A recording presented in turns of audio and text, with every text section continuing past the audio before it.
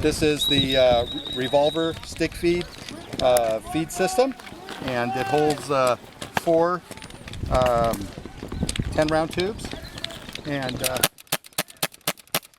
when it runs out, you revolve it, and that's rad.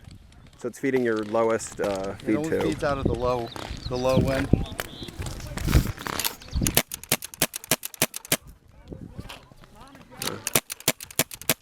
Does it have like a ball bearing or something to index it? There's an inside? indexing. It's a little ball bearing with the detent. And it screws in from the back, right? Like it's between the two. Do you have a screw right here in the center of all your tubes? Yes. Okay. And it's printed out of LPA. Gotcha.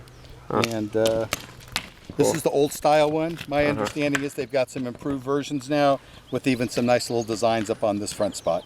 Rad. Cool. Thanks, David.